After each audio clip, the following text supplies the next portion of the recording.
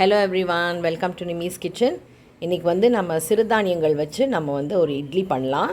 தானியங்கள் மில்லட்ஸ், இது டயபெட்டிக் ஃப்ரெண்ட்லியான ஒரு டயட்டு. நான் திணை நான் 1 டம்ளர் எடுத்திருக்கேன். அதே டம்ளரில்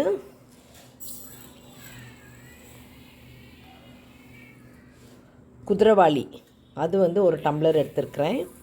இதே டம்ளரில் நான் 2 டம்ளர் நான் புழுங்கரிசி நான் அளந்து வச்சுருக்கிறேன். அதையும் இதில் போட்டுடலாம். இப்போ இது எல்லாத்தையும் நம்ம நல்லா இந்த 3ஐயும் நம்ம நல்லா கழுவிட்டு ஒரு 6 மணி நேரம் நல்லா ஊற வச்சுட்டு அதுக்கப்புறம் நம்ம அரைக்கலாம். இது 4 பங்கு டம்ளர் அரிசிங்கிறதுனால இப்போ நம்ம 1 டம்ளர் இதே அளவில் இதே டம்ளர் அளவில் நான் 1 டம்ளர் உளுந்து, அதுக்கு 1 டீஸ்பூன் ஆஃப் வெந்தயம் நான் எடுத்திருக்கேன்.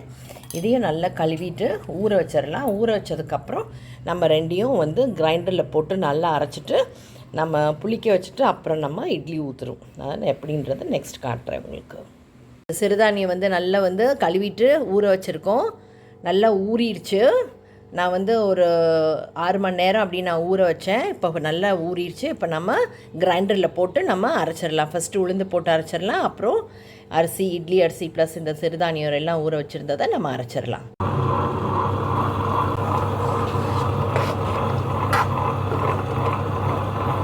உளுந்து நல்லா அரைப்பட்டுருச்சு, எடுத்துடலாம்.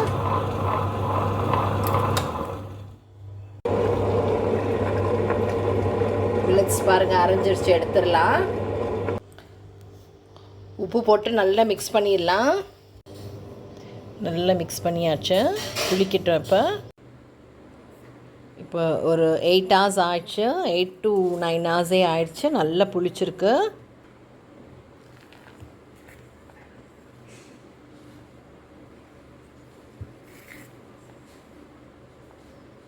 இப்போ நம்ம இதில் நம்ம இட்லி ஊற்றலாம், தோசை, குழிப்பணியாரம், ஊத்தப்பம், இது எல்லாமே இதில் நம்ம பண்ணலாம்.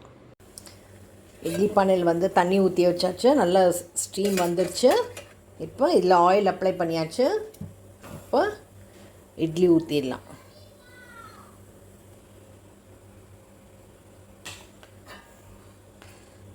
இப்போ இந்த தட்டு மேல் தட்டு வைக்கலாம். இப்போ இந்த தட்டு வைக்கிறப்ப இந்த ஹோல் இந்த இது இப்படி வைக்கணும். இது மேலே வைக்காமல் கொஞ்சம் இப்படி டில்ட் பண்ணி இந்த மாதிரி வைங்க. அப்போ தான் கீழே இருக்கிற இட்லி இந்த பிளேட்டில் ஒட்டாது.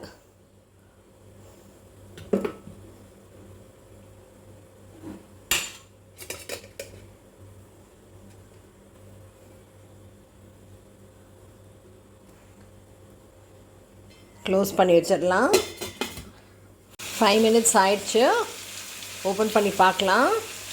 சூப்பராக வெந்துருச்சு. மில்லட் எடுத்து இந்த பக்கம் வச்சிடலாம். இது கொஞ்சம் கூலானதுக்கப்புறம் நம்ம இட்லி எடுத்துடலாம். இட்லி பாருங்கள், நல்லா சாஃப்டாக வந்திருக்கு. எல்லா இட்லிஸையும் எடுத்து இது மாதிரி அரேஞ்ச் பண்ணிவிட்டு சூடாக சட்னி வச்சு சாப்பிட்லாம்.